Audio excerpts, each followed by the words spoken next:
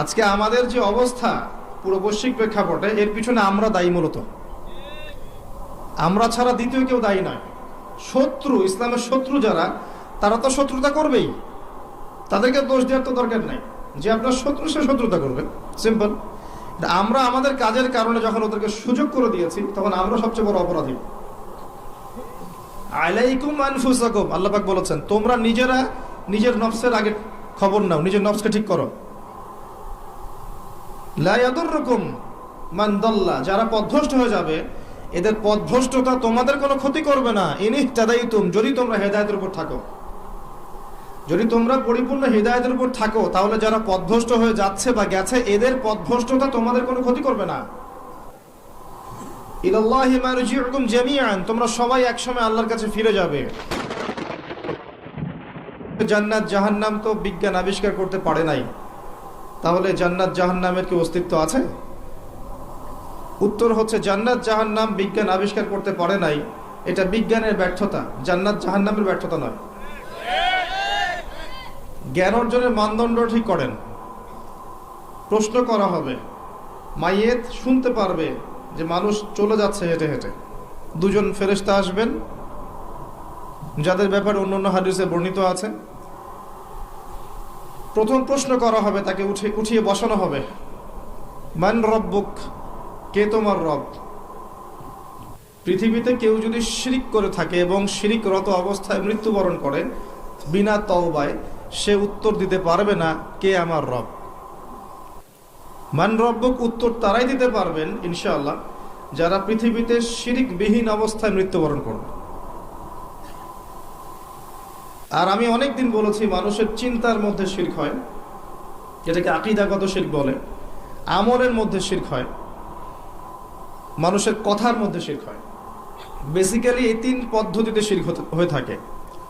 যেমন কেউ বিশ্বাস করে যে আল্লাহ বলতে কেউ নাই, নাউযুবিল্লাহ। কেউ বিশ্বাস করে যে মহাবিশ্ব আল্লাহ সৃষ্টি করেননি, বিগ ব্যাং থেকেই সৃষ্টি হয়েছে। কেউ বিশ্বাস করে যে আল্লাহ আছেন, আরো অনেক ইলাহ আছে। কেউ বিশ্বাস করে আল্লাহ ছাড়া কেউ রোগ ভালো করতে পারে, কেউ সন্তান দিতে পারে, আল্লাহ ছাড়া কেউ আমাকে পরকালে পার করিয়ে দিবে। এরকম চিন্তা চেতনা কারো যদি থেকে থাকে, এটা হচ্ছে বিশ্বাসগত শিরক। আমি কি বোঝাতে পারছি? কিছু আছে কর্মগত শিরক, যেমন কেউ আল্লাহ ছাড়া অন্য কাউকে সেজদা করলো, আল্লাহ ছাড়া অন্য কারো নামে কসম করলো, আল্লাহ ছাড়া অন্য কারো কাছে সন্তান চাইলো, আল্লাহ ছাড়া অন্য কারো কাছে দোয়া করলো, আল্লাহ ছাড়া অন্য কারো নামে নজর মানত করলো, আল্লাহ ছাড়া অন্য কারো নামে শপথ করলো এবং কুরবানি করলো। কুরবানি আল্লাহ রাব্বুল আলামিনের হালালকে হারাম করে দিল, আল্লাহর হারামকে হালাল করে নিল। তাকদীর, আল্লাহর তাকদীর, ভাগ্যকে অস্বীকার করলো। এমনকি আল্লাহর দ্বীনের জ্ঞান অর্জন করলো দুনিয়া পাওয়ার আশায়। নামাজ পড়লো মানুষকে দেখানোর জন্যে, যাকাত দিচ্ছে, সাদাকা করছে মানুষের বাহবা পাওয়ার জন্যে। মানুষ অনেক বড় আলেম, মুফাসসির বলবে, মুহাদ্দিস বলবে, শায়েখ বলবে, এই জন্যে দ্বীনের প্রচার করছে, দুনিয়ার স্বার্থে দ্বীনের জ্ঞান অর্জন করেছে। এগুলো সবই শিরকের অন্তর্ভুক্ত, কর্মগত শিরক। আবার কিছু আছে কথার মধ্যে শিরক, যেমন কেমন আছেন, আপনার দোয়ায় ভালো আছে। কেমন আছেন, আপনার দোয়ায় ভালো আছে। আপনার মায়ের কি অবস্থা? মায়ের অবস্থা ভালো, ডাক্তারটা সময় মতো না আসলে মাকে বাঁচানো যেত না। যাত্রা কেমন ছিল? জার্নি খুব ভালো ছিল, ড্রাইভার অনেক ভালো ছিল, ড্রাইভারের দক্ষতায় অ্যাক্সিডেন্ট থেকে নিশ্চিত, অ্যাক্সিডেন্ট থেকে বেঁচে গেছে।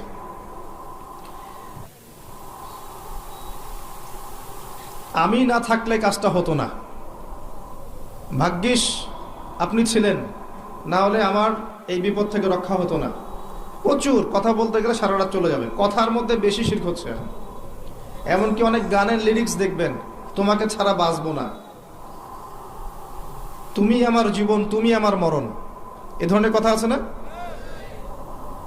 আসমান জমিন চন্দ্র সূর্য সব তোমার, তোমার জন্য চাঁদ নিয়ে এসে দিব,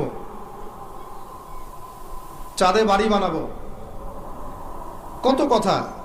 এই শিরিক এবং তাওহীদ আগে শেখেন, শেখার পরে আপনি উপন্যাস পড়বেন, কবিতা পড়বেন, গানের লিরিক্সগুলো পড়বেন, দেখবেন যে শিরিক দিয়ে ভর্তি।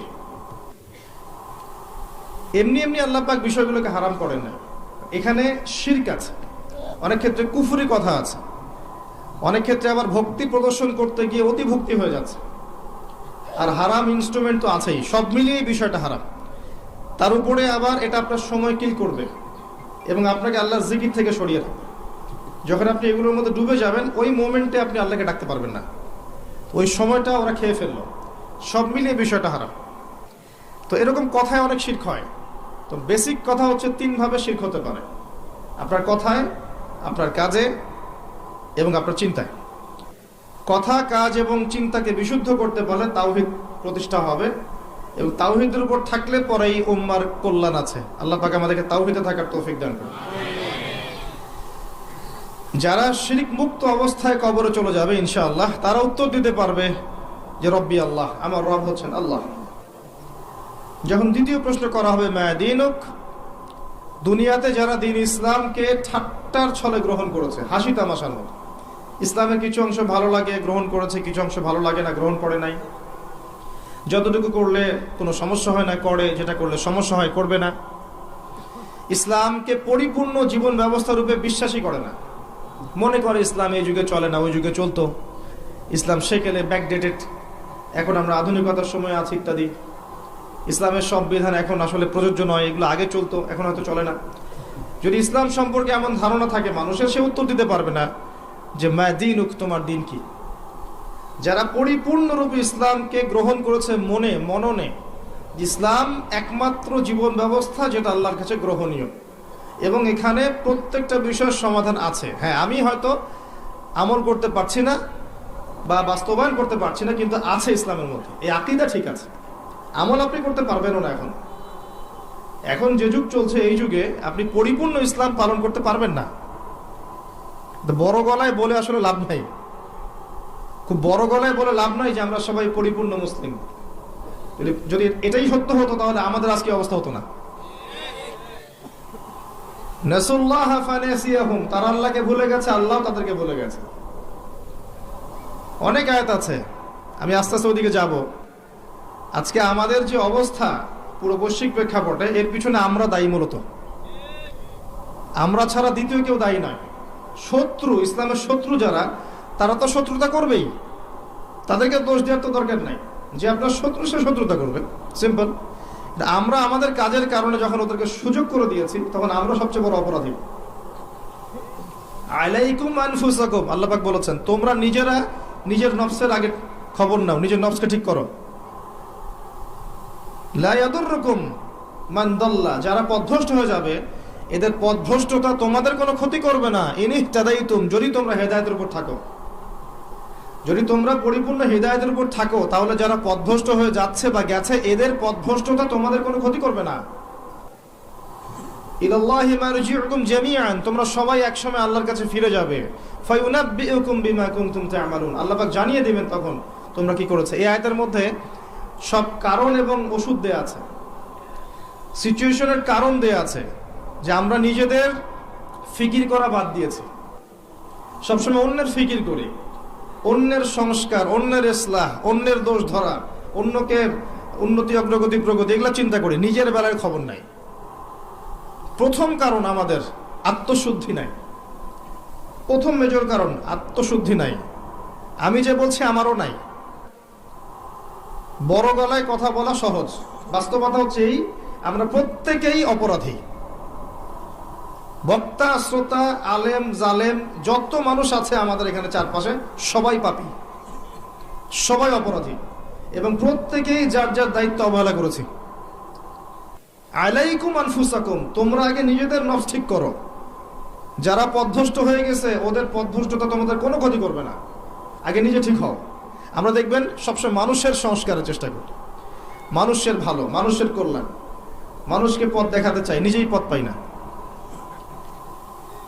এটা বাস্তবতা।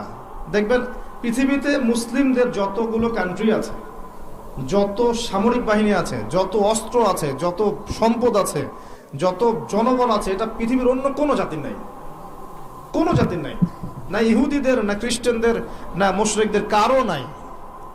মরক্কো থেকে নিয়ে দেখবেন ইন্দোনেশিয়া পর্যন্ত পুরো চেইন, মনে হবে একটা চেইন রাষ্ট্র, সব মুসলিমদের, সবাই মুসলিম।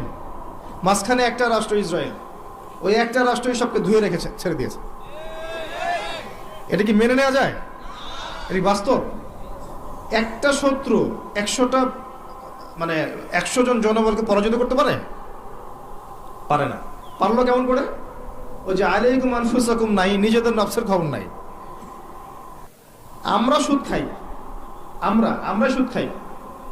আমাদের ছেলেমেয়েরা জেনা করছে, আমাদের ছেলেমেয়েরা, আমাদের যুব সমাজ দেখবেন পর্ণাসক্ত, গার্লফ্রেন্ডের পিছনে সময় নষ্ট করছে। আমাদের যুব সমাজ, ঠিক বলেন না? আপনি ঠিক বললেও ঠিক, না বললেও ঠিক। আর আমি ঠিক বেঠিক বক্তা নই, কোনোদিন আমাকে শোনেন নাই ওয়াজ মাহফিলে বলতে, বলেন ঠিক না বেঠিক। আমি বলবো কি জন্য ঠিক না বেঠিক? যেটা ঠিক সেটা তো ঠিকই, আর যেটা বেঠিক সেটা বেঠিক। আপনি বললেই সেটা ঠিক হবে না তো, আর আপনি বেঠিক বললেও তো বেঠিক হবে না। সেটা ঠিক, সেটা ঠিক থাকবে। যদি সব মানুষ বলে সুদ হারাম, সব মানুষ যদি বলে সুদ হালাল, সুদ কি হালাল হয়ে যাবে? সবাই যদি বলে মদ হালাল, হালাল হয়ে যাবে? হবে না। পর্দা, আমরা বলছি পর্দা ফরজ, আর বেশিরভাগ মানুষ যদি বলে পর্দা করার দরকার নাই, পর্দা শেখের প্রথা, তাহলে কি পর্দা হারাম হয়ে যাবে? আল্লাহ যা বলবেন সেটাই ঠিক, রাসূল যা বলবেন সেটাই ঠিক, এর বাইরে কোনো ঠিক বেঠিক নাই। যে কথাটা বলছিলাম, দেখবেন আমরা মুসলিমরা সুদ খাই, আমরাই সুদ খাই। একজন মনে করেন নন মুসলিম, সে সুদ খাচ্ছে, ইহুদি সুদ খাচ্ছে, ধরেন খ্রিস্টান সুদ খাচ্ছে, ওদের সাথে আমাদের কি সম্পর্ক? ওদের কিতাবের মধ্যে তো সুদের এত ভয়াবহতা নাই, ওদের হাদিসের মধ্যে তো এত সুদ সম্পর্কে বিস্তারিত বলা নাই, এবং তারা তো মুহাম্মদ সাল্লাল্লাহু আলাইহি ওয়াসাল্লামকে স্বীকারও করে নাই। তারা তো প্রকাশ্যে আমাদের শত্রুতা করছে। ওদের কথা বাদ দেন, মুসলিমরা সুদ খাচ্ছে কেন? কোন উত্তর নাই। উত্তর হচ্ছে নিজের নফস নষ্ট হয়ে গেছে, দুনিয়া, পরকাল ভুলে গেছি। বাল তুসিরুনাল হায়াতাদ দুনিয়া, কিন্তু আল্লাহ বলেছে ওয়াল আখিরাতু খায়রু ওয়া আবকা। মুসলিমরা মদ খাচ্ছে না? এমন মুসলিম জেনারেশন আছে না এখন, এই যে আমাদের ইয়াং জেনারেশন, এদের ম্যাক্সিমাম দেখবেন মাদকাসক্ত। মাদকাসক্ত বলতে বোঝাচ্ছি মিনিমাম স্মোক করে, এটাও তো মাদক। এখান থেকে শুরু হয়ে ইয়াবা পর্যন্ত যায়, এবং এদের মধ্যে বেশিরভাগই দেখবেন জেনারেল শিক্ষিত। মাদ্রাসার ছেলেপেলে কিন্তু এত বেশি এডিক্টেড না, খুব কম, হয়তো 1% হবে না, 2% হবে না। তাহলে কি শিক্ষা দিচ্ছি আমরা এখানে? মাদ্রাসার দিকে যে আঙ্গুল তুলছি মাঝে মাঝে, এখানে কি শিক্ষা দিচ্ছি? কলেজ ইউনিভার্সিটিতে আমরাও পড়েছি। ও যে অনেকদিন বলেছি, এক মিস বা মহিলা টিচার ক্লাস নিচ্ছে, তো ব্ল্যাকবোর্ড বাদ দিয়ে সব ছেলেরা ম্যাডামের দিকে তাকিয়ে আছে। ছেলেদের ক্লাস নিচ্ছে মহিলা শিক্ষিকা, এবং তার মাশাআল্লাহ পোশাকও সুবহানাল্লাহ টাইপের। তো ব্ল্যাকবোর্ড দেখা বাদ দিয়ে সব ওইদিকে দেখছে। আবার আমরা দেখেছি মেয়েদের ব্যাচ, ছেলে টিচার পড়াচ্ছেন, কোচিং প্রাইভেট, মাঝে মাঝে গায়ে হাত দিচ্ছেন, বলছেন সে তো আমার মেয়ের মতো। হ্যাঁ, অনেক সময় এমনও হয়েছে ছাত্রীর সাথে স্যারের প্রেম। হাসছেন? কত ঘটনা লাগবে আপনার, কতগুলো ঘটনা লাগবে এরকম, একটা কথাও মিথ্যা বলছি না। ইউনিভার্সিটিতে আন্দোলন হয়েছে, দেখবেন যে বান্ধবীর কোলে বন্ধু মাথা রেখে আন্দোলন করছে। এটা হয় না? অনেক ক্ষেত্রে এমন হয়েছে যে এই ছেলে আর মেয়ে একসাথে পড়াশোনা করছে, এই পড়াশোনা করতে করতেই দেখবেন এক পর্যায়ে প্রেমের পরে আস্তে আস্তে সম্পর্ক গভীর হয়, পিতামাতার অমতেই অনেক ঘটনা ঘটে ফেলে। এরপরে দেখবেন একসময় ব্রেকআপ হয়ে যায়, তারপরে এই ছেলে হয় আত্মহত্যা করে অথবা মাদকের কাছে যায় ওখানে প্রশান্তি খোঁজার জন্য, যেহেতু এখানে একটা বড় ছ্যাঁকা খেয়েছে। তারপরে যাবে মাদক থেকে মিউজিক, তারপরে গুন্ডামি করবে, মাস্তানি করবে, পড়াশোনা শেষ, লাইফটা ক্র্যাশ। প্রথমে একটা মেয়েকে দেখে ক্র্যাশ হওয়ার পরে পুরো লাইফটাই তার ক্র্যাশ হয়ে গেল। তো এই সুযোগটা কারা তৈরি করে দিল যে সবাই একসাথে পড়াশোনা করবে? এরা যতটা না দায়ী, সিস্টেম তার চেয়ে বেশি দায়ী। যদি এমন হতো ছেলেরা ছেলেদের জায়গায় ছেলে টিচার, মেয়েরা মেয়েদের জায়গায় মেয়ে টিচার, কোনো সমস্যা ছিল? উন্মুক্ত করে দিলেই সমস্যা হচ্ছে। তো মুসলিমরা উন্মুক্ত করছি, আমরা মুসলিমরা উন্মুক্ত করছি, এবং এখানে যদি কেউ হিজাব বা ইসলাম মেনে চলতে চায় তাকে অনুৎসাহিত করছি। সরাসরি হয়তো বলছি না, কিন্তু তার সাথে এমন আচরণ করছি যে তাকে ডিসকারেজ করা হচ্ছে, তাকে উৎসাহিত করা হচ্ছে না, তাকে মনস্তাত্ত্বিকভাবে আক্রমণ করা হচ্ছে। এবং অসংখ্য ঘটনা ঘটছে জেনার এবং ধর্ষণের, এই ফ্রি মিক্সিংয়ের কারণে। স্কুল থেকে শুরু করে কলেজ, কলেজ থেকে আপনার বিশ্ববিদ্যালয়, বিশ্ববিদ্যালয় থেকে শুরু করে দেখবেন অফিস আদালত, প্রতিটা জায়গাতেই ফ্রি মিক্সিং। এটা সমাজের কাঠামোটা ভেঙে দিয়েছে। এটা আমরা মুসলিমরা করেছি, অমুসলিমরা করে দেয়নি। আলাইকুম আনফুসাকুম, নিজের দিকে দেখেন আগে, নিজের চরকায় তেল দেন, আমাদেরকে দেখেন। আমরা সুদ খেয়েছি, আমরা মাদক খেয়েছি, আমরা ফ্রি মিক্সিং অনুমোদন দিয়েছি, আমরা এই ফ্যামিলিস্ট রেভলিউশন করেছি।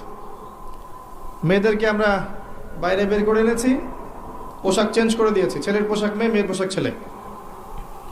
এবার এভাবে সমাজ চলছে। এর উপর আবার পর্নোগ্রাফি আছে, ভিতরে ভিতরে পর্ন দেখে যুব সমাজ, যুবতীরা সবাই দেখে, আর বাইরে বের হয়ে স্যুট প্যান্ট টাই পরে ঘোরে, মনে করে আমি খুব ভালো মানুষ। বাইরের চরিত্রটা আসল রূপ নয়। এভাবে চলছে। এই কাজগুলো কিন্তু আমরা করছি। আমি নিজেদের কথা বলবো আজকে, বাইরের কারো কথা বলবো না। শুধু আমাদের দিকে দেখেন, শুধু মুসলিমদের দিকে দেখেন। বাইরের মানুষের দিকে আঙ্গুল তোলা আমি বন্ধ করে দিয়েছি এখন। নিজে ঠিক না হলে বাইরের দিকে চোখ তুলে কোনো লাভ নাই। আমরা নিজেরা যদি ঠিক না হই, বাইরের দিকে আঙ্গুল তুলে কোনো লাভ নাই। বড় বড় স্লোগান দিয়ে কিচ্ছু হবে না, বিশ্বাস করেন।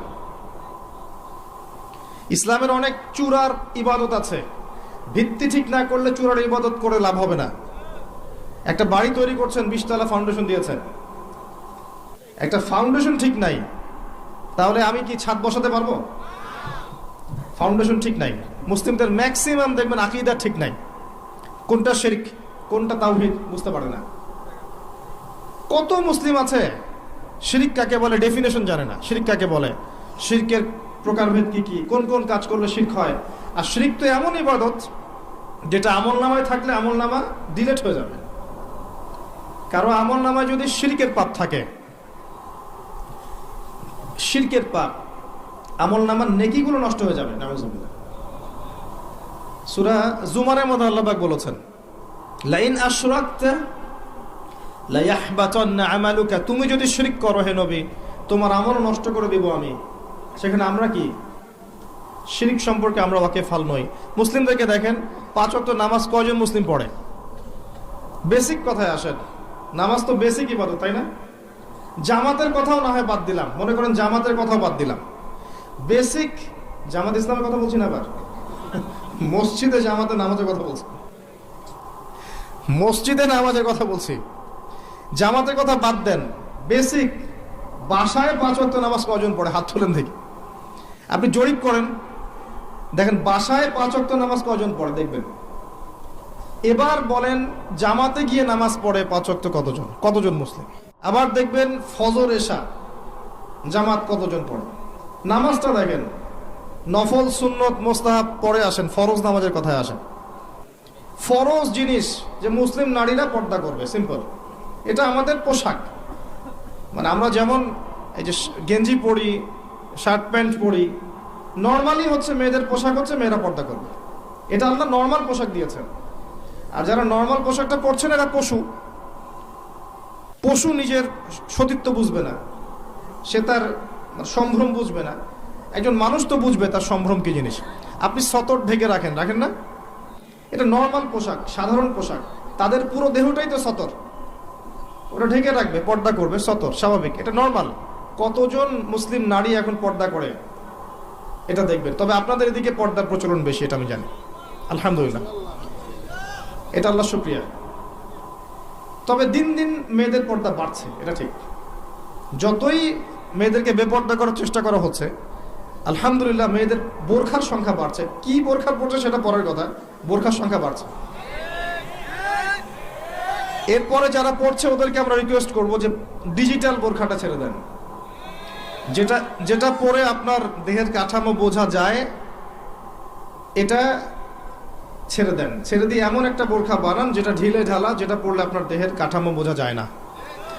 উৎসাহিত করেন, যেহেতু তারা পড়েছে সালোয়ার কামিজ থেকে এই বোরখা এসেছে, ইনশাল্লাহ এই বোরখা থেকে খাস পর্দাও যাবে ইনশাল্লাহ। উৎসাহিত করা উচিত। এবং কোন কোন ক্ষেত্রে তারা ইমানের দিক থেকে পুরুষদের অগ্রগামী। হ্যাঁ, অনেক ক্ষেত্রে এমন আছে, আমরা ওদেরকে সুযোগ দেই না বলে অনেক ক্ষেত্রে মেয়েরা অনেক বেশি স্ট্রং ইমানের দিক থেকে। কয়দিন আগে একজন প্রমাণ করে দেখালো না? দিন দিন ছেলেরা মেয়ে হচ্ছে সাইকোলজিক্যালি, আর মেয়েরা ছেলে হচ্ছে। এখনকার যুব সমাজকে দেখবেন, কথাবার্তা, চালচলন, ওঠা বসা, পোশাক আশাক, মানে চলন বলন সব দিক থেকে নারী নারী ভাব একটা। গলার ভয়েস, কথা বলার স্টাইল, পোশাক আশাক, অঙ্গভঙ্গি, রুচিবোধ সব দেখবেন মেয়েদের মতো হয়ে গেছে। পুরুষের সেই গায়রত, শৌর্যবীর্য, ব্যক্তিত্ব, গলার ভয়েস কিছুই নাই দেখবেন। খেয়াল করে দেখেন। আর মেয়েদেরকে দেখবেন তারা দিন দিন ছেলের মতো শেপ নিচ্ছে। ওদের গলার ভয়েস চেঞ্জ হচ্ছে, অ্যাটিটিউড চেঞ্জ হচ্ছে, বডি ল্যাঙ্গুয়েজ চেঞ্জ হচ্ছে, পোশাক চেঞ্জ হচ্ছে, এবং সমাজে পুরুষদের জায়গায় তারা চলে আসছে। মাশাআল্লাহ, এটা আমাদের জন্য অপমানজনক। এবং অনেক ক্ষেত্রে ইমানের ক্ষেত্রে তারা পুরুষদের অগ্রগামী হয়েছে, এটা আমরা বুঝতে পারছি। দিন দিন যখন পুরুষদের গায়রত কমে যাবে, আল্লাহ পাক মেয়েদের হাতে পতাকা দিবেন ইনশাআল্লাহ। দেখেন, একজন নারী ইসমাইল আলাইহিস সালামের মতো সন্তান জন্ম দিতে পারে। একজন নারী, একজন মুত্তাকি দিনদার মেয়েই পারবে ওমর রাদিয়াল্লাহু আনহু, খালিদ বিন ওয়ালিদ রাদিয়াল্লাহু আনহু তাদের মতো প্রজন্ম জন্ম দিতে। যাই হোক, আমি যে কথাটা বলতে চাচ্ছিলাম যে প্রবলেমস আমাদের মধ্যে আছে। আমরা শিরক করছি, আমরা বেদাত করছি, আমরাই করছি। আমাদের যুব সমাজ সুন্নত চিনে না, তাওহীদ চিনে না। 5 ওয়াক্ত নামাজ পড়া মানুষের সংখ্যা দিন দিন কমেছে। 5 ওয়াক্ত নামাজ জামাতে পড়ার মানুষের সংখ্যা কমেছে।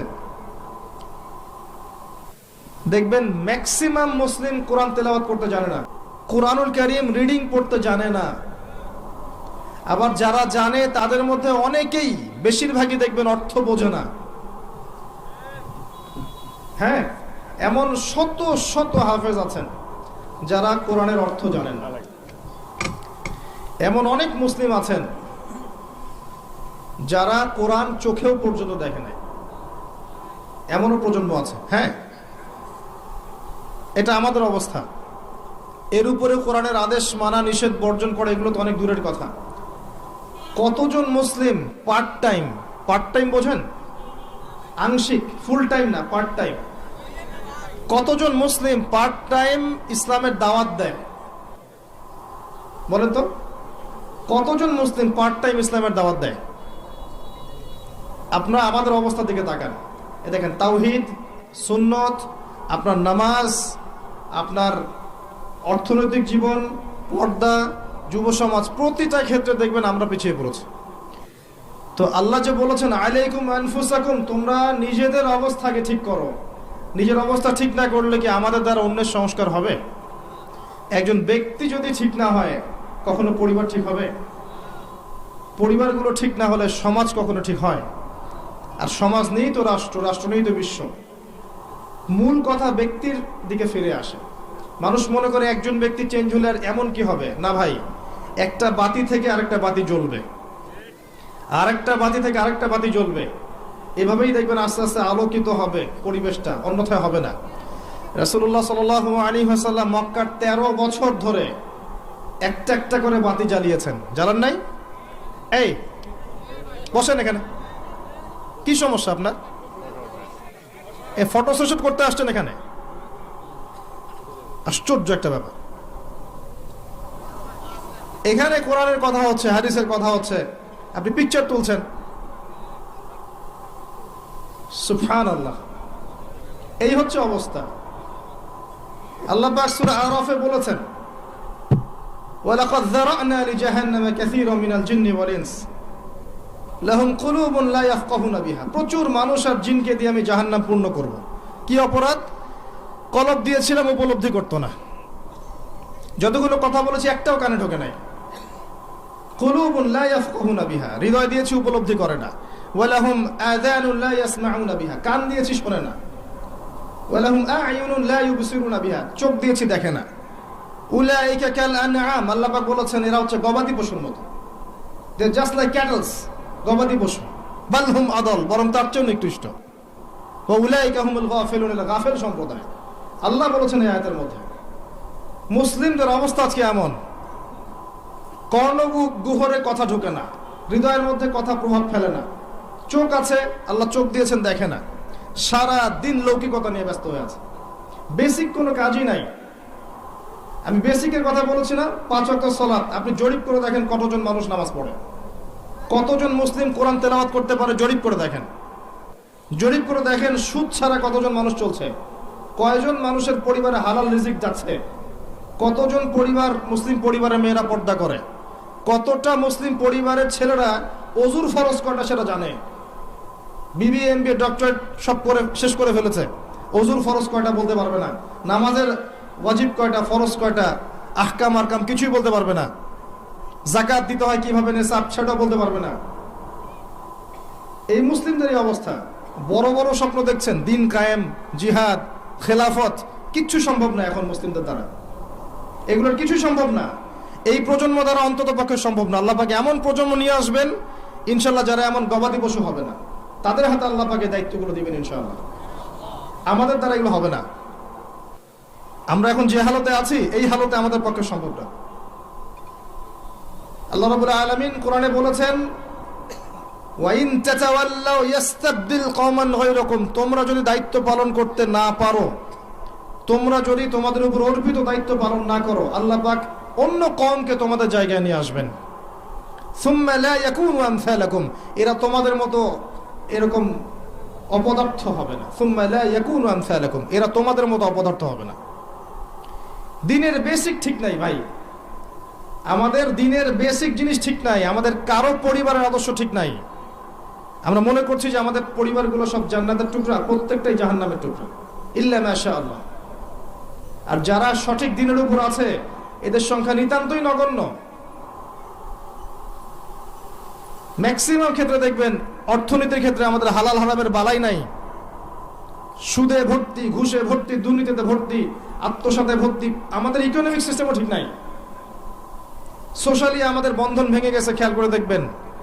আত্মীয়তার সম্পর্ক নষ্ট হয়ে যাচ্ছে, ভাই ভাইকে হত্যা করছে, বাবা মাকে সম্মান করছে না, ছেলেরা বৃদ্ধাশ্রমে রাখছে, লাইভে এসে আত্মহত্যা করে যায়। কি অবস্থা একটা সমাজের! আত্মীয়তার সম্পর্ক ঠিক নাই, প্রতিবেশীর হক ঠিক নাই, বোনকে সম্পত্তির অধিকার দেয় না, কিছুই ঠিক নাই। বাইরের চোখ দিয়ে দেখলে মনে হয় সব ঠিক আছে, আসলে কিছুই ঠিক নাই।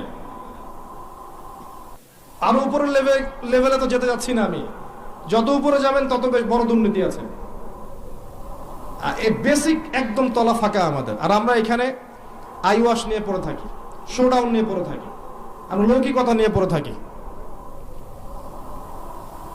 ইভেন এই চেয়ারগুলোতে আমরা যারা বসছি এরা আরো বড় বিপদে আছে। এই চেয়ারগুলোতে যারা বসছে এরা আরো বড় বিপদে আছে, কারণ এই চেয়ার থেকে অনেক বড় দায়িত্ব আল্লাহ পাক দিয়েছেন, যার বিন্দু মাত্র আমি আদায় করতে পারি না, কিছুই করতে পারি না। এই কথাগুলো বলছি অত্যন্ত দুঃখ নিয়ে, ক্ষোভ নিয়ে। এখানকার হক আমরা যাররা পরিমাণ আদায় করতে পারি না। মানুষ এই চেয়ারগুলো দিকে তাকিয়ে থাকে জ্ঞানের জন্য, পথের জন্য, আমরা দিতে পারি না। দিতে পারবো কি? একজন তো আরেকজনের পিছনে লেগে থাকি, একজন একজনের পিছনে, আরেকজনের পিছনে সারাদিন গীবত আর তহমত আর সমালোচনা, কাদা ছোড়াছড়ি করতে করতে উম্মাকে বিভক্ত করে রেখে দিয়েছে। ইল্লা মাশাআল্লাহ, কিছু মানুষ অবশ্যই আছেন যাদেরকে আপনি এত বেশি ফেসবুকে দেখবেন না, ইউটিউবে দেখবেন না, দেখবেন রাতের অন্ধকারে তারা তাহাজ্জুদের নামাজে দাঁড়িয়ে আছে, আল্লাহর কাছে কান্নাকাটি করছে। ওইসব ওলামায়ে কেরামকে দেখতে পারবেন না। তারা আছে বলেই হয়তো এখন পর্যন্ত সব ঠিকই আছে, আল্লাহু আ'লাম। তারা দোয়া করেন, মাদ্রাসা চালান, ছাত্র তৈরি করেন, আলেম তৈরি করেন, তারা পরবর্তীতে মানুষকে ভালো কিছু দেয়। তারা এত লৌকিকতার প্রদর্শন করে না। পরকালের সেলিব্রিটি আসল সেলিব্রিটি, দুনিয়ার সেলিব্রিটিজমের কোনো দাম নাই। আমাদের কমন সেন্স গুলো দিন দিন নষ্ট হয়ে যাচ্ছে, জানেন? আমাদের কমন সেন্স গুলো কমে যাচ্ছে। দেখবেন দেখবেন আপনার বাড়ির পাশে জোরে গান বাজছে, আপনি গিয়ে বলবেন ভাই একটু কমায় দেন, আরো জোরে বাড়ায় দিবে। রাস্তা দিয়ে একটা মেয়ে যাচ্ছে, দেখবেন ওড়নাটা গাড়ির সাথে পেঁচিয়ে মেয়েটা পড়ে গেছে, দেখবেন মানুষ হা করে হাসছে। খেয়াল করে দেখবেন মানুষ হাসবে। কমন সেন্স নাই, একটা মেয়ে বিপদে পড়ছে ওকে দেখে হাসবে, এরকম হচ্ছে। কমন সেন্স একেবারে কমে গেছে আমাদের। দেখবেন মুসলিমরা ইবাদত করতে গিয়ে আবার দেখবেন এমন কিছুর সেজদা করছে যার নিজেরই পরকালে ঠিক না। প্রকৃতি পূজা শুরু করছে মুসলিমরা, এখন জড়বস্তুর পূজা শুরু করছে মুসলিমরা। মুসলিমরা নিজেদের ধর্মের দায়িত্ব এমন কিছু মানুষের হাতে অর্পণ করেছে যে মানুষগুলো ধর্ম বোঝে না, কমন সেন্স নষ্ট হয়ে গেছে। ওয়াজ মাহফিলের সিজনে এসে দেখলাম ওয়াজ মাহফিলের নামে যা হচ্ছে, মানে এগুলোর কিছু কিছু খণ্ডচিত্র যদি বলতাম তাহলে বুঝতেন যে আসলে অবস্থা কেন এরকম। একটা কারণেই বলবো না, কারণ নিজের ঘরের কথা মানুষকে বলতে নেই।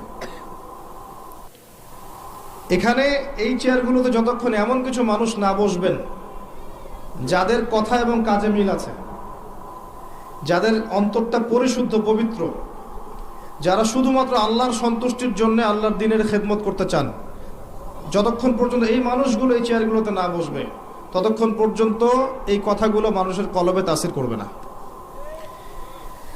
প্রচুর কথা শুনেছেন সারা জীবনে, কতগুলো কথা আপনার কলিজায় আঘাত করেছে এটা খেয়াল করবেন। এক রাত মাহফিল করলাম, বাসায় গিয়ে চলে গেলাম, ঘুমিয়ে গেলাম, বাকি দিনগুলো নর্মাল স্বাভাবিকভাবে যাচ্ছে। এটাই যদি হয়ে থাকে তাহলে এই মাহফিলের উদ্দেশ্য সফল হবে না। একটা কনস্ট্রাকটিভ বিষয় জানবেন, বুঝবেন, এটা আপনার জীবনে প্রভাব বিস্তার করবে, এটা আপনি আরো 10 জনকে বলবেন, প্রসার করবেন, তখন গিয়ে এটা সার্থকতা লাভ করবে। আমার অভিজ্ঞতায় গাড়ি থেকে নামবো বা একজন নামবে, সেখানে একটা আইওয়াশ, সেখানে একটা শোডাউন, নামছি আমি, শোডাউন, চারপাশে 10 জন ক্যামেরা নিয়ে দাঁড়িয়ে থাকবে, মানে কি একটা অবস্থা, মানে মনে হয় জান্নাত থেকে একজন জান্নাতের সার্টিফিকেট প্রাপ্ত মানুষ নেমে আসছে। এত লৌকিকতার কি দরকার আছে? এত ফটো সেশন কেন করতে হবে? হেঁটে হেঁটে আসবে, মানুষের ঠেলায় আসা যাচ্ছে না, কি সে, তাকে নিয়ে এত ব্যস্ত হওয়ার কি আছে? তিনি আসবেন আল্লাহর জন্য বিনয়ের সাথে হেঁটে আপনাকে 2টা কথা শোনাবেন দিনের, সিম্পল। তিনি কি ভোট চাইতে আসছেন? তাহলে দেখবেন তারপরে ওয়াজ করা শেষ, ওয়াজও মাশাআল্লাহ দেখবেন আগা মাথা কিছু নাই, কনস্ট্রাকটিভ কোনো কথা নাই, কেচ্ছা কাহিনী বয়ান, যার কোনো দলিল নাই, যার কোনো ভিত্তি নাই। মাঝে মাঝে একটু রঙ্গ তামাশা করবে, অঙ্গভঙ্গি করবে, একটু গান টান গিয়ে শোনাবে, এখন এগুলো চলছে। আর মানুষ তো ইস্যু পাগল এবং ফ্যান্টাসি পাগল, মজা নিতে পছন্দ করে বাঙালি, এটা থেকে মজা পাবে, যা ওয়াজের টাকা উসুল হয়েছে আমার। তারপরে দেখবেন যদি কিছু কথা বলেও থাকে, এর বিরুদ্ধে 10টা কথা, ওর বিরুদ্ধে 20টা, এর গীবত 10টা, ওর গীবত 20টা, এর মাঝখানে 2-1টা কোরআন হাদিসের আয়াত শুনিয়ে দিল সুর করে, মানুষ মনে করলো মাশাআল্লাহ অনেক সুন্দর ওয়াজ হয়ে গেছে। ওয়াজও শেষ, সবাই গোল করে তাকে ঘিরে ধরে সেলফি স্ট্রম, একদম ঝড় উঠছে। কি শিখলেন ওয়াজে তাহলে? সে হাত নাড়াতে নাড়াতে গাড়িতে উঠে চলে গেল। গাড়িতে উঠে যাওয়ার আগে আবার টাকা নিয়ে কেচাল, অ্যাডভান্স আর ইয়েতে মেলে নাই, ব্যাস ওখানে একটা সিন ক্রিয়েট হচ্ছে। তারপর দেখা যাবে আয়োজক করেছে এমন মানুষ যারা ওদের উদ্দেশ্য সার্থক হয়ে গেছে, মাহফিল শেষ, হুজুরের আর কোনো খবর নাই, সে এবার নিজের টাকায় গাড়ি ঢেলে বাজায় নিয়ে যাচ্ছে। বিভিন্ন চিত্র দেখতে হয়েছে আমাকে এই সিজনে। এই অল্প কিছু কথা বলবো, মানে ভিতরটা এত নোংরা হয়ে গেছে আমাদের, এই কারণে বাইরের অবস্থা এমন হচ্ছে। আমি একটা কথাই বলবো আজকে ওয়াজে, একটা টপিকে কথা বলবো শুধু, সেটা হচ্ছে আলাইকুম আনফুসাকুম, নিজের নফসকে ঠিক করেন, আত্মশুদ্ধি অর্জন করেন, নিজে ঠিক হন, বাকি সব ঠিক হয়ে যাবে ইনশাআল্লাহ। আমি এটা আমাকে বলছি আগে, এরপর আপনাদেরকে বলছি। আল্লাহ পাক বক্তা শ্রোতা উভয়কে আমল করার তৌফিক দান করুন। শুধু নিজে চিন্তা করেন, অনেক বড় চিন্তা আপাতত বাদ দেন, জাস্ট নিজেকে নিয়ে ভাবেন, আপনার আত্মাটাকে পরিশুদ্ধ করেন, সব ঠিক হয়ে যাবে ইনশাআল্লাহ। একটা আত্মা যদি পরিশুদ্ধ হয়, তার মানে এই আত্মা দিয়ে আর কোনো দুর্গন্ধ ছড়াবে না। আর একটা একটা করে আত্মা অপবিত্র হতে হতে সমাজটা দুর্গন্ধময় হয়েছে। কি জিনিস? আপনার দেহটাই শুধু দেহ নয়, এর সাথে একটা আত্মা আছে। আত্মা আসলো কোথা থেকে? রুহের জগৎ থেকে। এই জায়গাটা ভালো করে বোঝেন, আত্মা কোত্থেকে আসলো? রুহের জগৎ থেকে। এটা কোথায়? আলামে আরওয়াহ, যেখানে আমাদের আত্মাগুলোকে রাখা ছিল। আল্লাহ রাব্বুল আলামিন আত্মাগুলোকে সৃষ্টি করেছেন, একটা জগতে রেখেছেন, জগৎটার নাম দিয়েছেন আলামে আরওয়াহ। আদম সন্তানের সমস্ত আত্মাগুলো সেখানে ছিল। এখান থেকে আত্মাটাকে আপনার মায়ের গর্ভে এনে দেওয়া হয়েছে। যখন আপনার আমার বয়স ছিল 4 মাস 10 দিন বা এরকম সামথিং লাইক দ্যাট, এরকম, তখন আত্মাটা নিয়ে এসেছেন একজন ফেরেশতা, এনে ফুঁকে দিয়েছেন এবং লিখে দিয়েছেন আপনি বাঁচবেন কতদিন, রিজিক কি হবে, সৌভাগ্যবান হবেন না দুর্ভাগ্যবান হবেন, সব লেখা হয়ে গেছে। এটা আপনার মায়ের গর্ভে থাকা অবস্থায় হয়েছে। সবার ক্ষেত্রে এটা হয়েছে, আমার আপনার সবার ক্ষেত্রেই। তাকদীর নিয়ে এত বিচলিত হওয়ার কিছু নাই, এটা লেখা হয়ে গেছে। এরপরে আপনি যখন ভূমিষ্ঠ হয়েছেন, আস্তে আস্তে আস্তে আস্তে আপনি বড় হয়েছেন। আপনার দেহটা শুধু বড় হয়নি, আপনার ভিতরে একটা আত্মাও ছিল, এরও কিছু চাহিদা এসেছে। চারপাশের অনেক কলুষিত বিষয় দেখে আত্মাটা কলুষিত হয়েছে। আবার অনেক ভালো কাজের মধ্য দিয়ে আত্মাটা আবার উন্নতিও লাভ করেছে। কিন্তু আল্লাহ পাক মূল যে বিষয়টার কথা বলছেন সেটা হচ্ছে কদ আফলাহা মান যাক্কাহা। যে ব্যক্তি এই নফসটাকে, আত্মাটাকে পরিশুদ্ধ করতে পারলো, সে ব্যক্তি সফল হয়ে গেল। ওয়া কদ খাবা মান দাসাহা। যে ব্যক্তি এই নফসটাকে পরিশুদ্ধ করতে পারলো না, সে ব্যক্তি ধ্বংস হয়ে গেল। দেহের পরিশুদ্ধতা সবকিছু নয়। দেহের যে ইবাদতগুলো আছে, আমাদের নামাজ, যাকাত দিচ্ছি, অর্থনৈতিক ইবাদত, নামাজ পড়ছি, ফিজিক্যাল ইবাদত, হজ করছি, উমরা করছি, রোজা রাখছি, এই ইবাদতগুলো পূর্ণতা পাবে না যতক্ষণ পর্যন্ত আত্মা পরিশুদ্ধ হচ্ছে না। আমার কথা কি বোঝা যায়?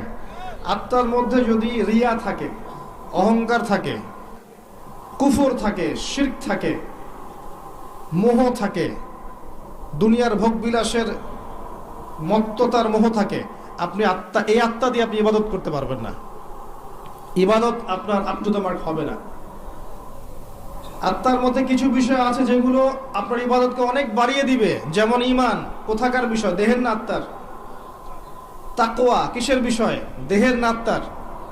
তাওয়াক্কুল, আল্লাহ ভরসা কোথায় থাকে? দেহে না আত্মায়?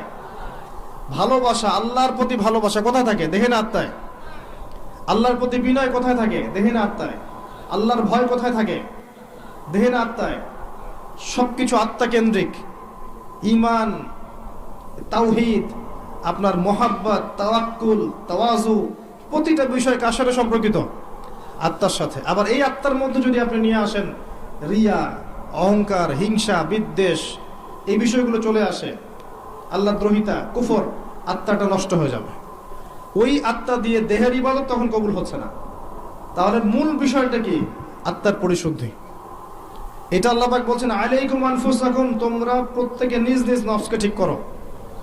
এখন কি কি করলে আপনার নফস ঠিক হতে পারে, সবগুলো এক লেকচারে বলা সম্ভব নয়। এই জায়গায় মনোযোগ দিয়ে শোনেন, কয়েকটা খালি টিপস বলবো কি কি কাজ করলে আপনার আত্মা পরিশুদ্ধ হতে পারে। এটা সবচেয়ে ইম্পর্টেন্ট কাজ এখন মুসলিম উম্মার। এক নাম্বার কাজ হচ্ছে আপনাকে তাওহীদ বুঝতে হবে, শিরক থেকে দূরে থাকতে হবে। এক নাম্বার কাজ, যে কথাটা আমি প্রথমে বলেছিলাম। 2 নাম্বার হচ্ছে রাসূলুল্লাহ সাল্লাল্লাহু আলাইহি ওয়াসাল্লামের সুন্নাহর উপর নিয়মিত আমল করতে হবে, অন্য কোনো আদর্শ গ্রহণ করা যাবে না। দৈনিক যে সুন্নাহগুলো আছে, এই সুন্নাহগুলো অ্যাপ্লাই করতে হবে। আমি প্রফেটিক লাইফস্টাইল নিয়ে আরও লেকচার দিয়েছি, ওখানে পাবেন। ঘুমানো থেকে শুরু করে একদম সকাল থেকে রাত, পুরো জীবনটাকে আপনি কিভাবে সুন্নাহ মাফিক কাটাতে পারেন, এই বিষয়ে অনেক লেকচারও আছে, বইপত্র আছে, পড়ে নেবেন। আজকে ওই দিকে আমি কথা বলছি না। এতটুকু বলবো, প্রতিটা কাজ মুহাম্মদ সাল্লাল্লাহু আলাইহি ওয়াসাল্লামের সুন্নাহ মাফিক করলে পরে আপনার পুরো জীবনটাই হবে ইবাদত। এই জন্য আল্লাহ পাক আপনাকে সৃষ্টি করেছেন। ওয়া মা খালাকতুল জিন্না ওয়াল ইনসা ইল্লা লিয়াবুদুন। এটাই হচ্ছে সে আয়াতের ব্যাখ্যা। আর আমরা আল্লাহর ভালোবাসা পেতে চাইলে তার রাসূলকে অনুসরণ করতেই হবে, আদারওয়াইজ অন্য কোনোভাবে আমরা তার ভালোবাসা পাবো না।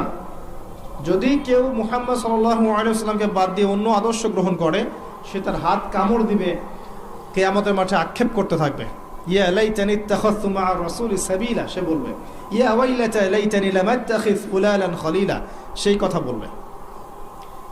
এটা 2 নাম্বার। 3 নাম্বার হচ্ছে কোরআন এবং সুন্নাহ এমন মানুষের কাছে গিয়ে শেখা, এটা বেশি ইম্পর্টেন্ট। প্রথমে তাওহীদ, তারপর সুন্নাত, এরপর হচ্ছে সোহবত। কোরআন এবং সুন্নাহ এমন মানুষের সংস্পর্শে গিয়ে শেখা যাকে দেখে আপনি কোরআন সুন্নাহ শিখতে পারবেন, এটা বেশি ইম্পর্টেন্ট। মানুষ স্বভাবগতভাবেই দেখে শিখে। সাহাবায়ে কেরাম রাদিয়াল্লাহু আনহুম আজমাইন, তারা কিন্তু বই পড়ে ইসলাম শেখেন নাই। আমি কথা বুঝতে পারছেন? আল্লাহর রাসূল কিন্তু সূরা একটা কাগজে লিখে দিয়ে বলেননি বাসায় গিয়ে পড়ে শিখে নিও, এই হাদিসগুলো পড়ে বাসায় শিখে নিও। বরং তারা সব সময় রাসূলের সাথে থাকতেন, তিনি কিভাবে ওঠেন, কিভাবে বসেন, কেমন করে কথা বলেন, কখন রাগ হন, কখন হাসেন, কিভাবে খান, কেমন করে ইস্তেঞ্জা করেন, সব দেখতেন তারা, দেখতেন না? এমনকি ব্যক্তিগত সময়েও তারা বাসায় চলে যেতেন, গিয়ে শিখতেন। রাসূলকে না পেলে তার স্ত্রী থেকে জিজ্ঞাসা করতেন, কেমন করে রাসূল এটা করেন, কেমন করে ওটা করেন। এটা হচ্ছে সুহবাত। এখন আমরা কি রাসূলকে পাবো? কিভাবে পাবেন? তার হাদিসগুলো আপনার বাসায় আছে, এই হাদিসগুলো পড়ে আপনি জানতে পারবেন, কিন্তু আপনি প্র্যাকটিক্যাল বুঝতে পারবেন না।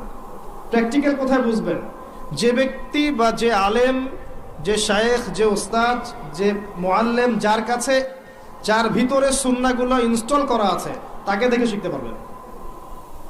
কথা বুঝতে পারছেন? এমন ব্যক্তি যে আপনাকে পড়াচ্ছেন, মুআল্লিম বা ওস্তাদ বা বক্তা বা শায়েখ বা মুহাদ্দিস বা আলেম, যিনি, যার কাছে গিয়ে আপনি ইসলাম শিখছেন, তার মধ্যে যদি সুন্নাত থাকে তখন আপনি এই সোহবতটা পাবেন। এখন এমন মানুষের সংখ্যা কি খুব বেশি না কম? কিন্তু থাকবে। আল্লাহ পাক যেহেতু বলেছেন ইয়া আইয়ুহাল্লাযীনা আমানু কুনু মা'আস সাদিকিন, সত্যবাদীদের সাথে থাকো, আপনি ইনশাআল্লাহ খুঁজে পাবেন। কিয়ামত পর্যন্ত আর থাকবে না, থাকবে না? অতএব কিয়ামত পর্যন্ত এমন মানুষও থাকবে ইনশাআল্লাহ। খুঁজে নিতে হবে, খুঁজে নিতে হবে। ডিফিকাল্ট আপনার জন্য, কারণ আপনি বাহ্যিকভাবে যাদেরকে দেখে মনে করছেন ইসলামের একদম কাণ্ডারি, দেখবেন তাদের ভিতরে ইসলাম নাই। এমন অনেক মানুষ আছে, আছে না? বাহ্যিকভাবে দেখে মনে হবে দিনের কাণ্ডারি, ভিতরে নিজের ইসলাম নাই। তো এখানে আল্লাহর কাছে দোয়া করতে হবে, আল্লাহ যেন আমাদেরকে উত্তম ওস্তাদ দান করেন, উত্তম শায়েখ দান করেন, উত্তম আলেম দান করেন, যাদেরকে দেখে আমরা দিন শিখতে পারি। এটা সোহবত।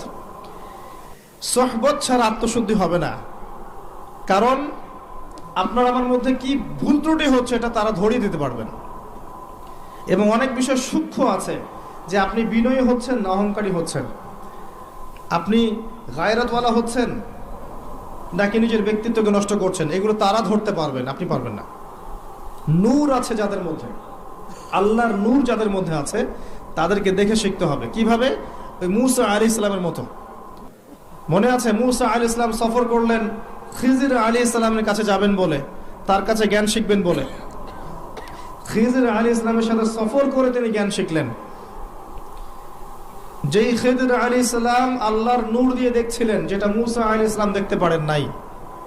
মূসা আলাইহিস সালাম বলছেন, কেন নৌকা ফুটা করলেন, কেন বাচ্চাকে হত্যা করলেন, কেন দেয়াল নির্মাণ করলেন? কিন্তু খিজির আলাইহিস সালাম আল্লাহর নূর দিয়ে দেখছিলেন। তিনি বলেছেন, যদি নৌকা ফুটা না করতাম তাহলে জলদস্যু নিয়ে যেত, যদি বাচ্চাকে হত্যা না করতাম বাচ্চা বড় হয়ে বড় কাফের হতো, যদি এই দেয়াল নির্মাণ না করতাম এর নিচে থাকা গুপ্তধন এই এতিম বাচ্চারা পেত না। পরে দেখেন সূরা কাহফ। বাহ্যিক চোখ দিয়ে মূসা আলাইহিস সালাম যা দেখেছেন তা সত্য ছিল না, আল্লাহর নূর দিয়ে, অন্তর্দৃষ্টি দিয়ে খিজির আলাইহিস সালাম যা দেখেছেন এটা ছিল সত্য। ওইরকম মানুষের কাছে যেতে হবে, তাহলে গিয়ে আপনি আত্মশুদ্ধি অর্জন করতে পারবেন। সোহবত ছাড়া হবে না, একা একা হবে না। আর যদি এমন কাউকে না পান তাহলে কি হবে? তাহলে যারা দিনদার মানুষ তাদের কমিউনিটির মধ্যে থাকেন, যারা দুনিয়াদার, দুনিয়া নিয়ে পড়ে আছে, সারাদিন দুনিয়ার ফিকির, এদের সাথে মিশিয়েন না। কথা বুঝতে পারছেন না? দুনিয়াদারদের সাথে বেশি মিশেন না, যারা দিনদার ওদের সাথে মেশেন। যে আপনাকে পরকালে কথা স্মরণ করাবে এর সাথে মেশেন, ইনশাল্লাহ আপনি আল্লাহ নূরের মধ্যে থাকবেন। যত দুনিয়ার ভিতরে ঢুকবেন তত আপনি হারিয়ে যাবেন, দুনিয়ার মধ্যে যত ঢুকবেন তত হারিয়ে যাবেন। আর আমাদের এখনকার চলাফেরার মধ্যে পরিবার, সমাজ, অর্থনীতি, ব্যবসা, মুআমালাত সবখানে দেখবেন দুনিয়ার আলাপ বেশি, খালি দুনিয়া আর দুনিয়া, দুনিয়া আর দুনিয়া, তাই না? খুব কমই হয় মৌতের কথা কতবার আলোচনা করা হয় বলেন দেখি? মৌতের কথা আলোচনা করা হয় কতবার? কবরের আযাব নিয়ে কতবার কথা বলা হয়? কবরের শাস্তি, বারজাখের জীবনের শাস্তি নিয়ে কতবার কথা বলা হয়? কবরের পর যে মিজান, পুলসিরাত, জান্নাত জাহান্নাম আছে এগুলো নিয়ে কত আলোচনা করা হয়? বেশিরভাগ আলোচনা দেখবেন অন্যের গীবত অথবা মুভিজ নিয়ে, সিনেমা নিয়ে, গান নিয়ে, নাটক নিয়ে, পলিটিক্স নিয়ে। পলিটিক্স নিয়ে কথা বলে যে বোঝে না সেও কথা বলে। দেখবেন তরকারিওয়ালা, রিক্সাওয়ালা, ভ্যান চালক সবাই পলিটিক্স নিয়ে কথা বলছে। ও পলিটিক্সের বোঝেটা কি? এটা নিয়ে তারা কথা বলবেন যারা বোঝেন। আমার কথা বলার দরকার নাই, কারণ আমি বুঝি না। ইকোনমিক সেক্টর, ইকোনমিক সেক্টর সবাই বোঝে। যারা ইকোনমিক্সের দক্ষ তারা বুঝবে ইকোনমিক সেক্টর কি, ব্যাংকিং সিস্টেম কি, ওয়ার্ল্ড কারেন্সি কি, ওয়ার্ল্ড অ্যাফেয়ার্স কি হচ্ছে, এগুলো তারা বুঝবেন, তারা কথা বলবেন। দেখা যায় সবাই সব বিষয়ে কথা বলতে যায়। আর সমস্যা বাদে যে ধর্ম ভালো বোঝেন তিনি ধর্মের কথা বলবেন। মানে আমরা আমাদের কথাগুলোকে বেশিরভাগ সময় অহেতুক নষ্ট করি, যেটা বুঝি না সেটা নিয়ে কথা বলি।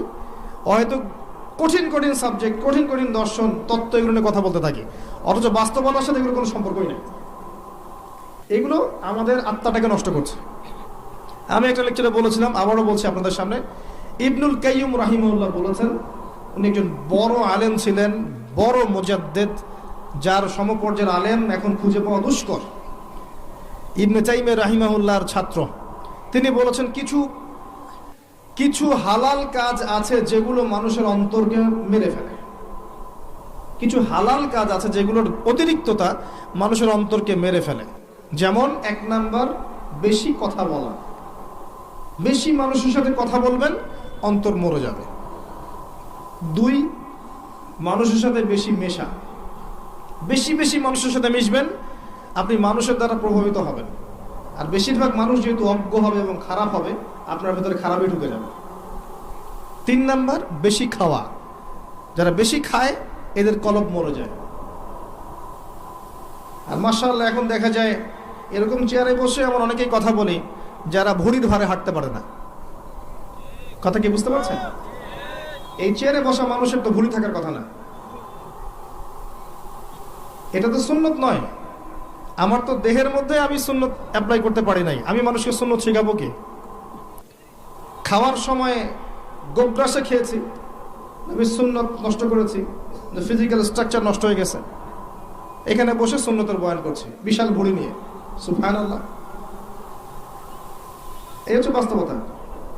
তারপর তিনি বলেছেন বেশি ঘুম অন্তর মেরে ফেলবে। আরেকটা কথা বলেছেন বেশি স্ত্রী সহবাস। উনি বলেছেন স্ত্রী হালাল, কিন্তু বেশি করতে গেলে অন্তর মরে যাবে। এই কাজগুলো বেশি বেশি করলে কলব মরে যায়। সেক্ষেত্রে আমাদেরকে দেখেন আমরা এগুলোতে বেশি ব্যস্ত আছি। তো আত্মশুদ্ধি অর্জন হবে আপনার আল্লাহওয়ালা মানুষের সোহবতে থাকলে। আল্লাহওয়ালা মানুষ ছাড়া অন্য কারো সোহবতে গেলে আপনি দুনিয়াতে ডুবে যাবেন, কারণ তারা পরকাল কেন্দ্রিক কথাবার্তা বলবেন, আপনাকে আল্লাহর দিকে নিয়ে যাবে না। বৈঠক, আজকে থেকে একটা নিয়াত করেন, আজকের পরে যে বৈঠকেই বসবেন অন্তত একবার আল্লাহর কথা আলোচনা করবেন, একবার রাসূলের প্রতি দরুদ পড়বেন। করা যাবে? যেখানেই বসেন, ব্যবসায় বসেন, বাণিজ্যে বসেন, চাকরিতে বসেন, মসজিদে বসেন, হালাকায় বসেন, পলিটিক্যাল আলোচনায় বসেন, যেখানেই বসেন অন্তত একবার আল্লাহর কথা বলবেন, একবার রাসূলের কথা বলা যাবে না? এরপরে সেখান থেকে ওঠার আগে একটা দোয়া পড়ে উঠবেন, সেটা হলো সুবহানাকা আল্লাহুম্মা বিহামদিকা আশহাদু আল্লা ইলাহা ইল্লা আনতা আস্তাগফিরুকা ওয়া আতুবু ইলাইক। ফজিলত, ওই বৈঠকে যদি অহেতুক কোনো কথা হয়ে যায় এটার কাফারা হয়ে যাবে ইনশাআল্লাহ, গোনাটা মাফ। আর যদি ভালো কোনো কথা বলে থাকে এটা কিয়ামতের মাঠে সওয়াবের একটা বুলন্দ হয়ে থাকবে, সওয়াব হিসাবে বুলন্দ হয়ে থাকবে, এটা আপনাকে দেওয়া হবে ইনশাআল্লাহ। আমরা আমাদের ভিতরটা চেঞ্জ করে আসেন। আত্মশুদ্ধি, সোহবত লাগবে। 1 নাম্বার বলেছে কি? তাওহীদ লাগবে, শিরক রাখা যাবে না। 2 নাম্বার সুন্নত লাগবে, বেদাতের সাথে আপোষ করা যাবে না। এই জায়গায় একটা কথা বলে অন্যদিকে যাই, বেদাতীদের একটা শাস্তি আছে, কিন্তু সারা জীবন প্রচুর আমল করেছে কিন্তু আমলগুলো নবীর তরিকায় হয়নি, এই কারণে হাউজে কাউসারের পানি যখন নবী সাল্লাল্লাহু আলাইহি ওয়াসাল্লাম খাওয়াতে যাবেন, একটা পর্দা পড়ে যাবে। এটা সহিহ বুখারীতে হাদিসে এসেছে, একটা পর্দা পড়ে যাবে। এবং নবী সাল্লাল্লাহু আলাইহি ওয়াসাল্লাম নিজে বলবেন, ইন্নাহুম মিন্নি, এরা তো আমার উম্মত। কেন পর্দা পড়ে গেল? আল্লাহ পাক জানিয়ে দিবেন, ইন্নাকা লা তাদরি মা আহদাসা বা'দাক, আপনি জানেন না আপনার মৃত্যুর পর তারা আপনার দিনকে কিভাবে পরিবর্তন করেছিল, মানে আপনার সুন্নতে কত বেদাত ঢুকিয়েছিল আপনি জানেন না। আল্লাহর নবী নিজে বলবেন সাল্লাল্লাহু আলাইহি ওয়াসাল্লাম, সুহকান সুহকান লিমান গায়্যারা বা'দি, দূর হয়ে যাও, দূর হয়ে যাও যারা আমার পরে দিনকে পরিবর্তন করেছো, বেদাত করেছো। তো সুন্নতে থাকতে হবে, বেদাতে যাওয়া যাবে না। এরপরে বলছে সোহবত, আল্লাহওয়ালা মানুষের সোহবতে থাকতে হবে। চার নাম্বার হচ্ছে বেশি থেকে বেশি কোরআন তেলাওয়াত। পারা যাবে ইনশাআল্লাহ? বেশি থেকে বেশি ডেইলি অন্তত একটা করে সূরা পড়তে পারবেন? অন্তত একটা পৃষ্ঠা পড়তে পারবেন? কোরআনে কতগুলো পৃষ্ঠা আছে বলেন দেখি? আল কোরআনের আলো যে ঘরে ঘরে জ্বালতে চান, কোরআনে কয়টা পৃষ্ঠা আছে বলেন এখন? আলেম ওলামারা পারবে। 600 পৃষ্ঠা। একটা হাফেজি কোরআনে কয়টা পৃষ্ঠা আছে? আমার কথায় রাগ করবেন না, আমি বাস্তবতা আর যা চলমান এর মধ্যে আমি পার্থক্য দেখতে পারি। অনেক আমাদের আশা আল কোরআনে আলো ঘরে ঘরে জ্বলুক, তাই না? দেখবেন ঘরে ঘরেই কোরআন পড়তে জানে না। তো ঘরে ঘরে প্রতিটা মানুষ যদি কোরআন পড়তে না জানে, আলো কি এমনি এমনি জ্বলবে নাকি? তো আসলে অযথা স্লোগান দিয়ে লাভ আছে? সুন্নতের আলো ঘরে ঘরে জ্বালো, খুব সুন্দর কথা, মাশাআল্লাহ। তো প্রত্যেকটা ঘরে ঘরে তো সুন্নতের পাবন মানুষ লাগবে নাকি? এমনি এমনি জ্বলবে? আপনি বাস্তবতা হচ্ছে এই যে আপনি ঘরে ঘরে খুঁজে দেখেন, প্রত্যেকটা ঘরে একটা করে কোরআন তেলাওয়াত করা মানুষ পান নাকি? আজকে খুঁজে দেখেন, প্রত্যেকটা ঘরে একটা করে মানুষ দেখান যে কোরআন তেলাওয়াত করে নিয়মিত। তা আলো কেমন করে জ্বলবে ভাই? কিছু হলেই উপরের দিকে আঙ্গুল তুলি আমরা, তাই না? ওইখানে সমস্যা, ওইখানে সমস্যা, ঘরেই তো সমস্যা, উপরে আঙ্গুল তুলে লাভ কি আমার? তো কোরআনের আলো ঘরে ঘরে জ্বলবে ঠিকই ইনশাআল্লাহ, যখন প্রতিটা ঘরের মানুষরা কোরআন পড়তে শিখবে। প্রত্যেক দিন 1 পৃষ্ঠা করে পড়তে পারবেন? 600 পৃষ্ঠার বই, মানে প্রতি 20 পৃষ্ঠায় একটা করে পারা শেষ হয়েছে। যারা হাফেজ 20 পৃষ্ঠা পড়তে আধা ঘন্টাও লাগে না। যারা হাফেজে কোরআন তাদের 20টা পৃষ্ঠা পড়তে আধা ঘন্টাও লাগে না। আমরা যদি হাফেজ নাও হয়ে থাকি, 20টা পৃষ্ঠা আমরা কি 1.5 ঘন্টায় পড়তে পারবো না? 2 ঘন্টায় পড়তে পারবো না? 2টা ঘন্টা খুব বেশি কিছু? 2টা সিরিয়াল দেখতে আপনার 2 ঘন্টা চলে যায়, তাই না? এই যে মহিলারা সিরিয়াল দেখে না, দেখবেন 2টা সিরিয়াল দেখতে 2 ঘন্টা চলে যাবে। একটা মুভিজ দেখতে 2 ঘন্টা। এখন তো সিরিয়াল লাগে না, আপনি তো লুডো খেলে 2 ঘন্টা নষ্ট করছেন, তাই না? মোবাইলে পাবজি খেলে 2 ঘন্টা নষ্ট করছেন। আপনি আরেকটা কি জানি গেমস আছে, ফ্রি ফায়ার, এটা খেলে 2 ঘন্টা নষ্ট করছেন। টিকটক করে নষ্ট করছেন সময়, অযথা স্ক্রল করছেন, নষ্ট করছেন, 2 ঘন্টা নষ্ট করছেন। সময় কে দিয়েছে আপনাকে? এই যে সময়টা নষ্ট করছেন আপনি, সময়টা কে দিয়েছে আপনাকে? এই সময়ের মালিকটা কে? আমি নিজে কি আমার হায়াতের মালিক? তা আমাকে কে অধিকার দিল 2 ঘন্টা নষ্ট করার?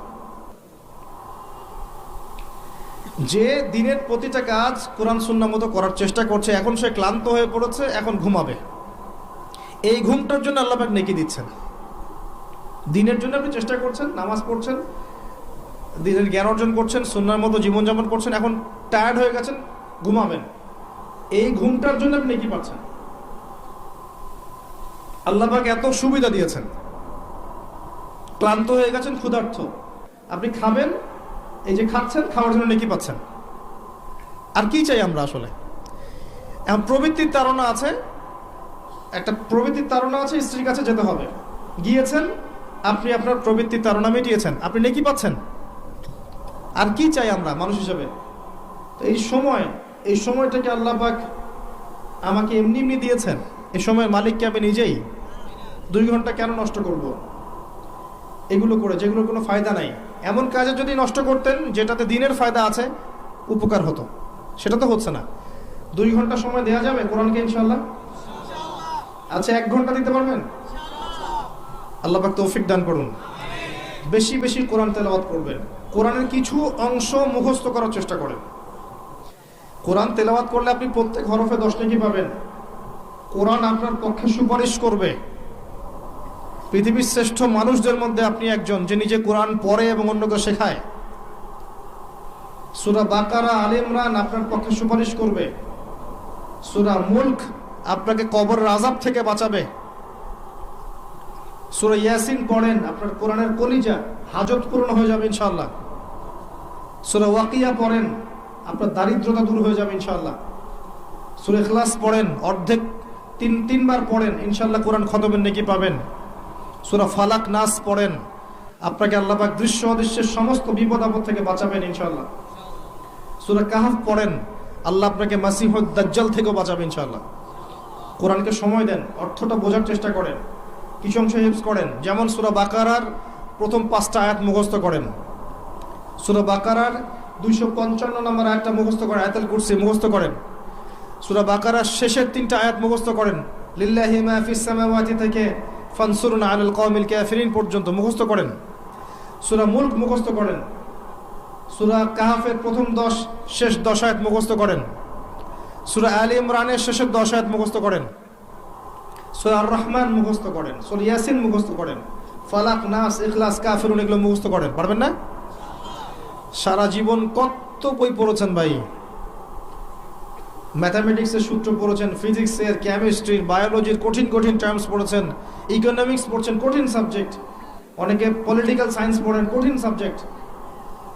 আইআরএ পড়েন, ইন্টারন্যাশনাল রিলেশনশিপস, কঠিন সাবজেক্ট। বিবিএ করছেন, এমবিএ করছেন, কত সাবজেক্ট পড়ছেন, মেডিকেল সায়েন্স পড়ছেন, দাঁত ভাঙা শব্দগুলো পড়ছেন, মুখস্থ করছেন। এক একটা ডেফিনেশন মুখস্থ করতে দাঁত ভেঙে যায়।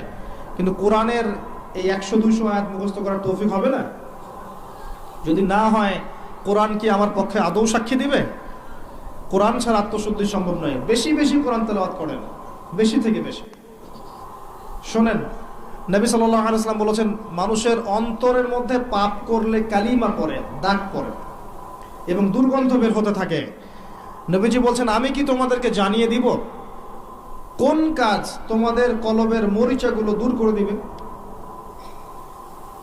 সাহাবীরা বললেন, ইয়া রাসূলুল্লাহ, জানিয়ে দিন আমাদেরকে। নবী সাল্লাল্লাহু আলাইহি ওয়াসাল্লাম বলছেন, দুটো কাজ তোমার কলবের মরিচা দূর করে দিবে।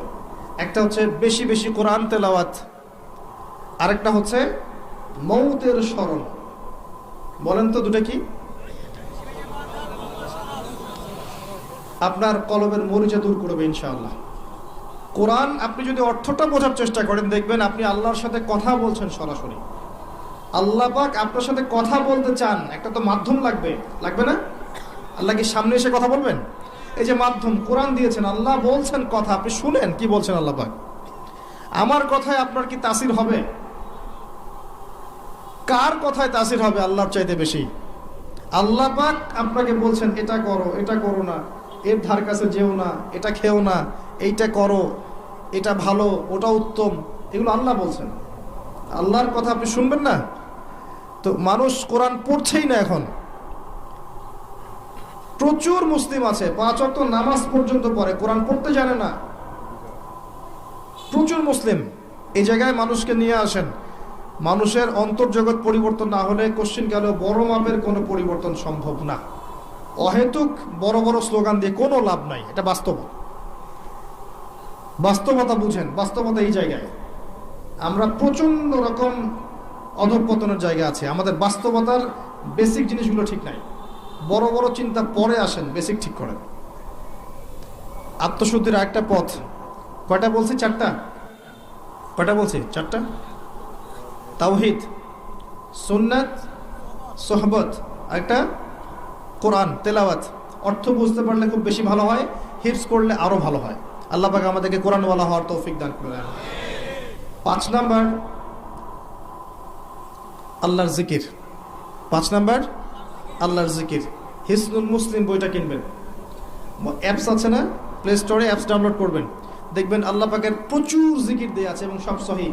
এখানে জয়ীফ বা জাল এগুলো কিছু আনা হয়নি, সহিহগুলো আনা হয়েছে বেশি বেশি। এবং সকাল সন্ধ্যায় আল্লাহর জিকির করতে ছাড়বেন না।